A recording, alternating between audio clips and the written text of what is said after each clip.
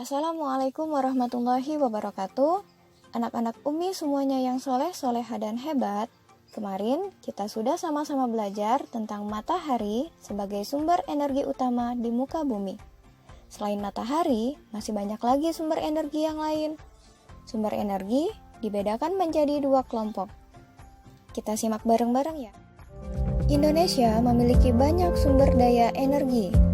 Sumber-sumber energi tersebut tersebar di seluruh pulau yang ada di Indonesia.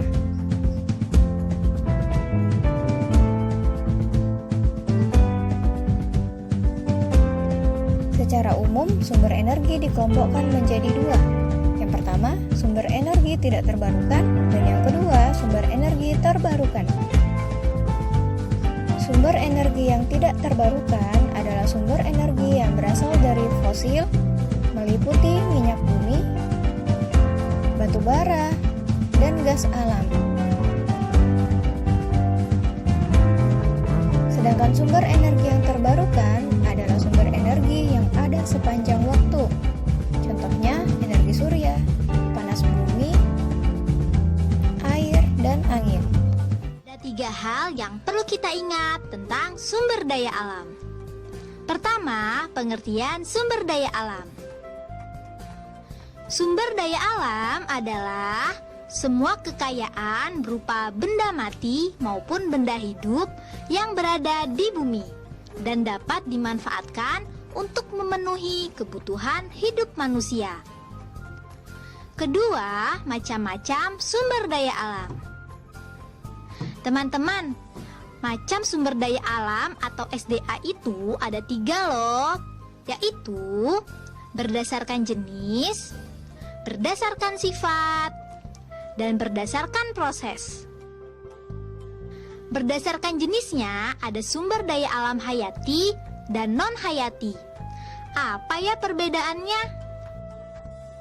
Sumber daya alam hayati itu sumber daya alam yang berasal dari makhluk hidup.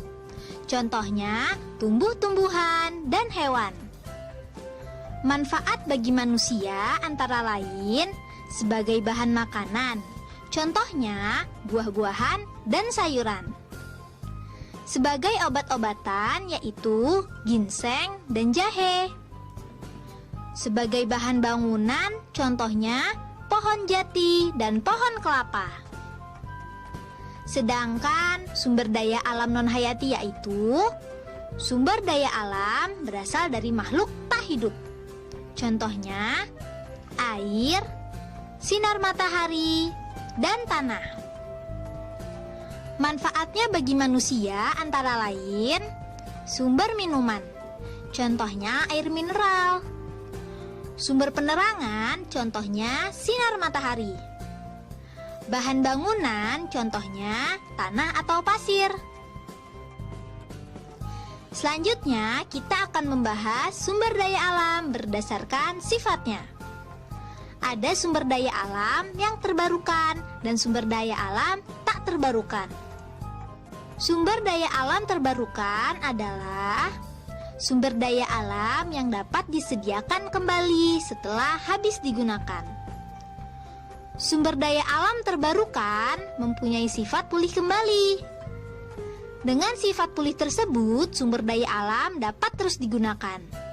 Contohnya, air, tumbuhan, dan hewan. Air termasuk terbarukan karena selalu mengalami pembaruan. Pembaruan tersebut terjadi melalui siklus air. Tumbuhan dan hewan merupakan sumber daya alam terbarukan karena mengalami pembaruan juga loh. Pembaruan tersebut terjadi karena tumbuhan dan hewan dapat berkembang biak. Sumber daya alam tak terbarukan adalah sumber daya alam yang sulit disediakan kembali setelah habis digunakan. Sumber daya alam tak terbarukan sifat pulihnya sangat lama.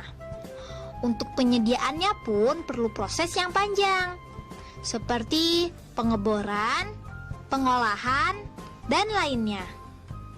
Sehingga apabila telah habis terpakai, sumber daya alam ini sulit disediakan kembali. Oleh karena itu, pemakaiannya harus dihemat ya. Contoh sumber daya alam tak terbarukan antara lain batu bara dan BBM. Batu bara dimanfaatkan sebagai bahan bakar pembangkit listrik, produksi besi dan baja, bahan bakar pembuatan semen, dan lainnya. Sedangkan BBM itu bermanfaat sebagai bahan bakar kendaraan, bahan bakar kompor, dan lainnya. Sekarang kita akan mempelajari sumber daya alam berdasarkan prosesnya. Apa saja ya? Sumber daya alam berdasarkan prosesnya itu ada yang langsung digunakan dan ada yang tidak langsung digunakan. Sumber daya alam langsung digunakan artinya sumber daya alam yang bisa dikonsumsi tanpa perlu teknologi. Contohnya antara lain buah-buahan, sayuran, dan air. Sumber daya alam tak langsung digunakan artinya sumber daya alam tersebut baru bisa dikonsumsi setelah diproses dengan teknologi. Contohnya minyak bumi, batu bara, minyak goreng, dan lainnya. Ketiga, sumber daya alam dipengaruhi oleh lingkungan. Kondisi lingkungan sangat mempengaruhi keberadaan dan kualitas sumber daya alam. Lingkungan yang terawat membuat sumber daya alam berkualitas baik. Contohnya, air sungai yang bersih dan ikannya sehat. Sedangkan lingkungan yang tercemar membuat sumber daya alam berkualitas buruk. Contohnya, sungai yang tercemar, airnya menjadi kotor dan ikannya mati.